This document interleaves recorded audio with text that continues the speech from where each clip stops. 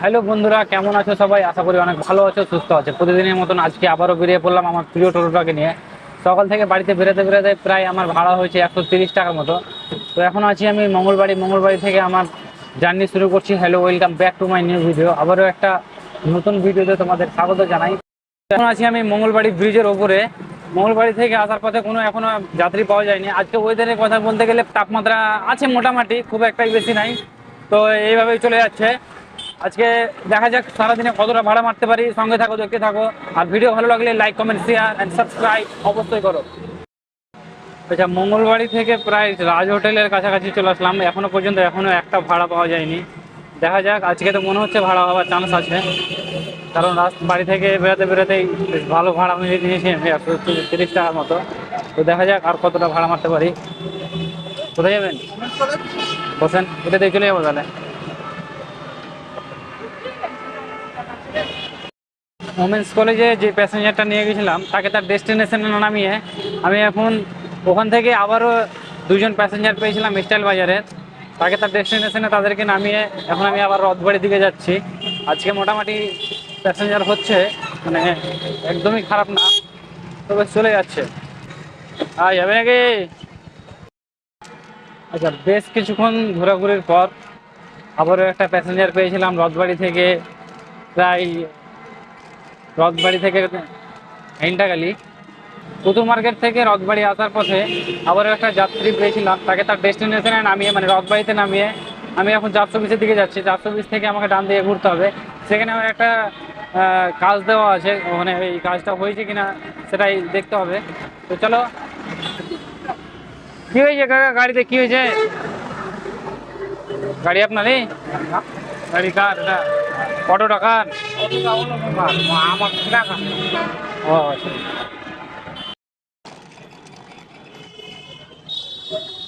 বাঁশবাড়িতে আমার একটা ছোট্ট কাজ ছিল, সেই কাজটা তাড়াতাড়ি করে কমপ্লিট করে ওখান থেকে ছড়া মোড় আসার পথে একজন যাত্রীকে পেয়েছিলাম, তাকে তার ডেস্টিনেশনে নামিয়ে 10 টাকা দিয়েছে। এখন অনেকক্ষণ অপেক্ষা করার পর একটা র্যাপিডোর ভাড়া আসলো। র্যাপিডো ভাড়াটা এখন পিক আপ করতে যাচ্ছি। তাপের জন্য হালকা করে জলও খেয়ে নিচ্ছি।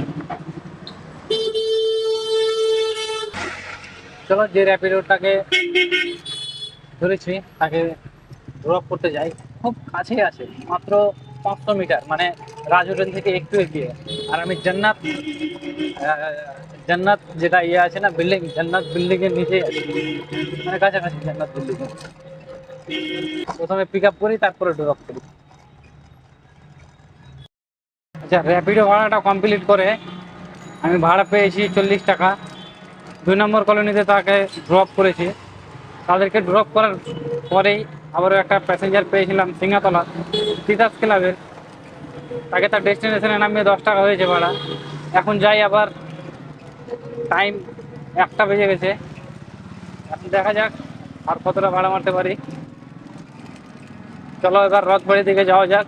আর র্যাপিডোটা অন করা আছে, যদি কোনো অর্ডার আসে তো ধরতে পারবো অবশ্যই। এখন থেকে অফ ক্যামেরায় ভাড়া মারছি। বেশ ভালো লাগছে আজকে ভাড়া মারতে, খুব একটা খারাপ লাগছে না কালকের মতো। মোটামুটি বেশ ভালোই ভাড়া হচ্ছে। অফ ক্যামেরায় প্রায় 60 টাকার মতো হয়ে গেছে। বসেন। হ্যাঁ,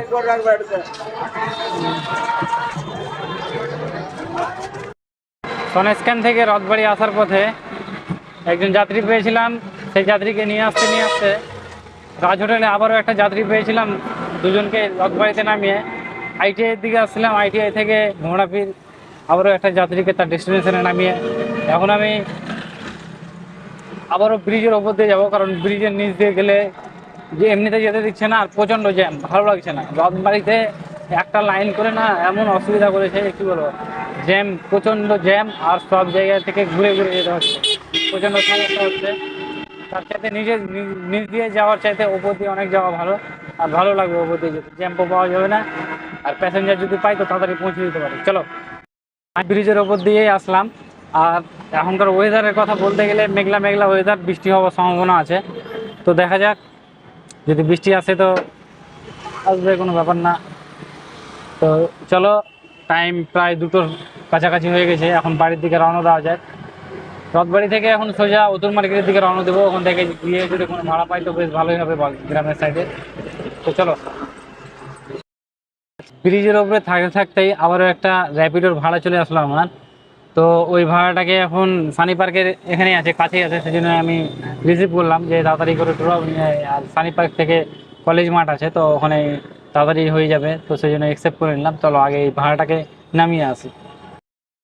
যেই র্যাপিডোটা পেয়েছিলাম তাকে সানি পার্ক থেকে উঠিয়ে স্টাইল বাজারের ওখানে নামিয়ে দিয়েছি। তো পুরা একটা র্যাপিডোতে 4 জন উঠতে পারবে, সে আবার 5 জন আসলো। আর এক্সট্রা টাকা বললাম 20 টাকা, তো 50 টাকা দিল, 10 টাকা দিয়েছে এক্সট্রা। তো যাই হোক, মানে খুব একটা লাভ হলো না। আর একটা কথা যে র্যাপিডোতে কিন্তু 4 জনের বেশি উঠতে পারবে না, 4 জনের কম উঠতে পারবে কিন্তু বেশি না। এটা হচ্ছে সিস্টেম র্যাপিডো, কিন্তু উঠিয়ে নিতে হচ্ছে বেশি, যেহেতু এক্সট্রা টাকা দিচ্ছে। তো চলো আর বেশি কথা না বলে বাড়ির দিকে রওনা দেওয়া যাক। উত্তর মার্কেট দেখি কোনো একটা প্যাসেঞ্জার যদি পাই তো ভালোই হবে। তো চলো। তো উত্তর মার্কেটে এসে একটাও ভাড়া পাইনি। এখন আমি আমার বাড়ির সাইডে গ্রামে একদম ঢুকে গেছি। তো আজকের ভিডিও এই পর্যন্তই। পরবর্তী নেক্সট ভিডিওর জন্য অপেক্ষা করো, সঙ্গে থেকো। আর ভিডিও ভালো লাগলে লাইক, কমেন্ট, শেয়ার, সাবস্ক্রাইব অবশ্যই।